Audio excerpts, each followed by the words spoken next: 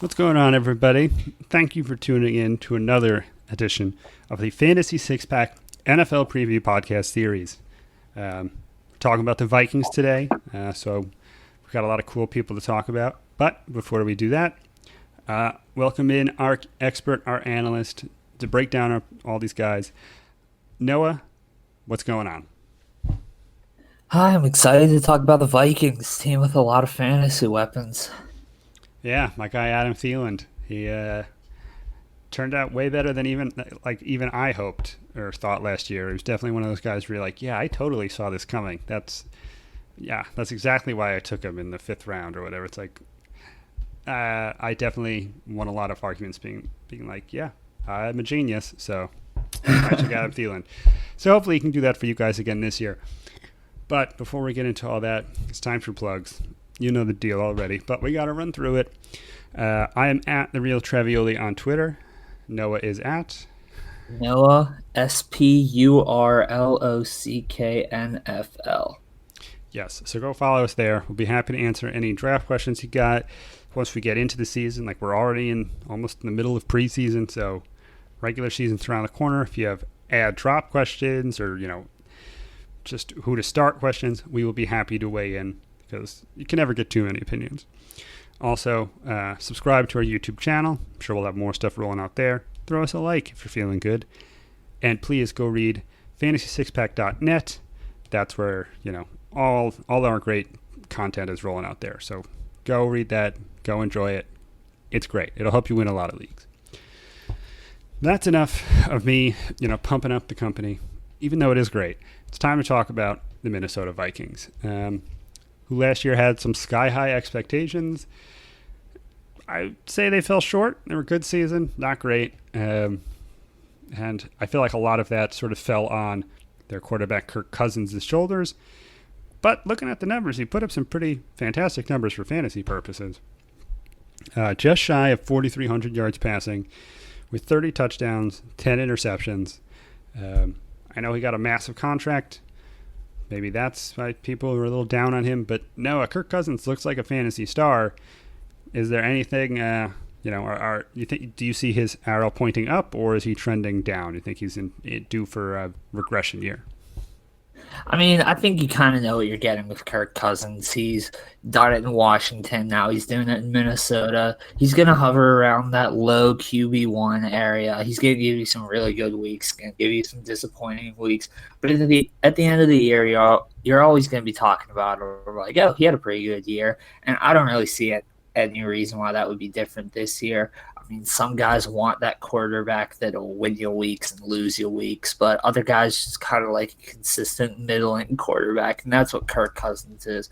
I don't have any issue taking him as my starting quarterback. I mean, you can't get him in the back of the 12th round, which is very late, so you can fill out your other spots on your roster real well. But, yeah, I mean, I don't have an issue with Kirk Cousins this year. I think he'll most likely have a very similar year to how he had last year. See, that's how I was sort of feeling coming into this preview, and then looking up his numbers and sort of just thinking back on how he played last year. It did seem like there was a lot of dud games, and he still put up 4,300 yards and 30 touchdowns and 10 interceptions. So I'm kind of sneaky excited for Kirk Cousins. Like, I think I might be grabbing him as my starter in a few more leagues after this podcast than before. If he just, gets 10, 15% better, that could be like a 4,500 yard season with a 35-7 ratio. Like, if all things go perfect, and where he's going now, that's like a huge value, and I would be very happy taking him there. As we've covered before, I am a Giants fan, so I hate all things Washington, but I can get over that biases. He doesn't play for them anymore, so I'm buying in Kirk Cousins. On to a little more interesting of a position group, and that is the running backs in Minnesota, where they do have Dalvin Cook, who didn't have the best season last year. 133 carries, 615 yards and 2 touchdowns, 40 catches for 305 yards and 2 touchdowns. I believe he was banged up, so that probably contributed to some of it. And Alexander Mattison was a 3rd-round pick this year, so they invested in him. They're probably going to want to use him. Noah, what are your thoughts on these two? Dalvin Cook, he was definitely a guy that was a pretty disappointing guy last year. I mean, he did not meet fantasy owners' expectations. He was going pretty high, but I think he'll be a good pick this year. The Vikings fired their offensive coordinator towards the end of last year, if you guys remember that. And when they gave the new guy, Kevin Stefanski, a chance for a couple games, Dalvin Cook's numbers were way improved. They were really focusing on the ground game, and he was really doing well. So I think we'll see more of that this year, and I think Cook's in for a really big year. And he's going in the middle of the second right now, and that's a good spot for him. You know, you're not paying that price tag of the elite running back, but you're still paying a hefty price tag, and I'm okay with that. And then as for Alexander Mattison, I think that he does have some value. I mean, I feel like every year we talk about how many rookie running backs just explode. The 11th might be a little too pricey in my opinion, but I mean, it wouldn't surprise me if he ended up getting maybe some pass catching work or even stealing some carries from Dalvin Cook. He's super talented, looked really good in preseason. So I'm okay. I'm okay with both these guys. Yeah, Dalvin Cook, who 2 years ago came out before he tore his ACL, I think, and like set the world on fire for maybe just a game, maybe a half, which definitely led into a lot of hype going into last year. And he did only play in 11 games, so he's been banged up in his career, which I guess probably leads to some of the reason Mattison is being drafted as highly as he is. But yeah, Cook, if he just stays on the field for 16 games, he's going to be a stud. So I'm willing to take that risk. And Mattison may be a necessary handcuff, but you kind of have to take that risk if you're going with a guy who 2 years into his NFL career has missed significant time with injuries. So yeah, that's how I kind of see it. I don't think I'd be taking Mattison unless I have Cook. But on to the position that I'm most excited about, and I'm sure a lot of people will be looking forward to, and that is the receiver core for Minnesota, which boasts some some studs. Adam Thielen blew up last year, 113 catches, 1,373 yards, and 9 touchdowns. Stefon Diggs also put up some huge numbers, so don't forget about him. 102 catches, 1,021 yards, and 9 touchdowns. And they do have Laquan Treadwell, who was their first-round pick from 2016. He had 35 catches, 302 yards, and a touchdown. So he's got some talent. And if he gets some targets, could do some big things as well. So, no, this is a pretty stacked receiving core. How are you approaching it? You like one guy better than the rest? Do you like them all? You think they're all too pricey? What are we doing?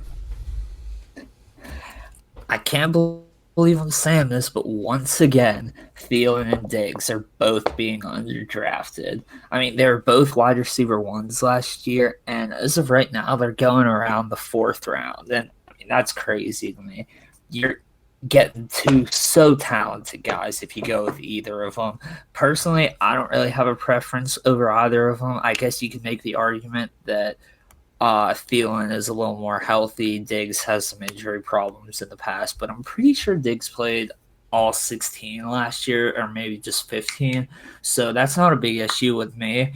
And I mean, I'm huge fans of both of these guys. No love for Laquan Treadwell there? You just leaving him out? Yeah. No. I mean, he looks to be so talented, but you can never put it together. Well, I mean, when your other two receivers are combining for 215 catches, it's kind of hard to make a dent in production. You were right. Diggs only played in 15 games last year, so I don't think that's too big of a deal. But yeah, these guys just like gobble up catches, gobble up yards, and find the end zone. So if you're a guy like me who thinks Kirk Cousins is gonna hopefully get a little better, Thielen and Diggs hopefully are gonna get a little better too, which I mean is hard to imagine since they did put up such huge numbers. But yeah, they've done it for a few years now, so I don't think you should have any worry with either of them. I know Thielen started off like white hot for like the first 8 games, like he had 100 yards or something like that, or like 6 catches. Thielen had some ridiculous streak there early in the season and sort of slowed down a little bit in the second half, but still Like, he probably won you a lot of you guys' leagues. So take him and just, set him, forget him. You're going to be happy with it. So, which leads us to the last positional group for the Vikings, and that is tight end, which is actually more interesting of a situation than we usually find. Kyle Rudolph is the incumbent, 64 catches, 634 yards last year, and 4 touchdowns. But they did draft Irv Smith Jr. in the second round, so that's a bit of an odd move because Rudolph seems to be still pretty solid. But Noah, how are you approaching this? Honestly, when I started to fill out my show notes, I was looking up where Kyle Rudolph was drafted, and I saw that he was going undrafted, and I was pretty surprised by that. But once I did some more research, it's really not surprising me.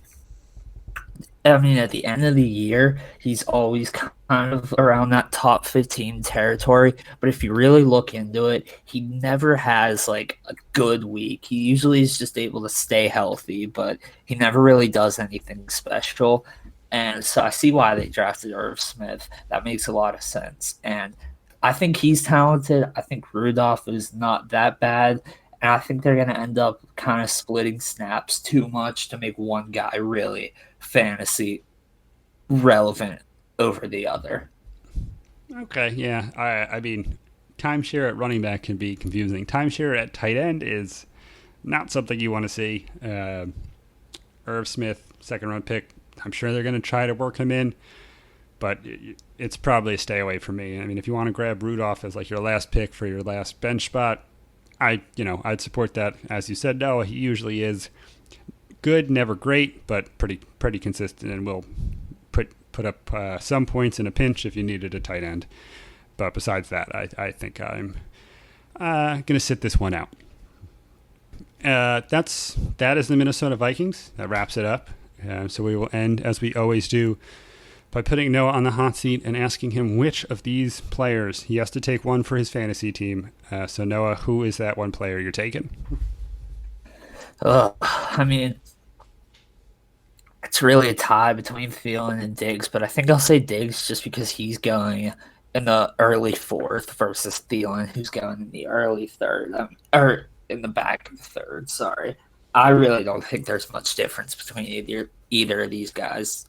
I'm happy if I'm getting Thielen or Diggs. I don't have a preference between the two. Okay, there you go. As we said in the receiver preview, please draft Thielen and Diggs. Like, don't let them fall any further in the draft. But yeah, that's all we got for the Minnesota Vikings. As always, like this video on YouTube if you liked it. Go subscribe.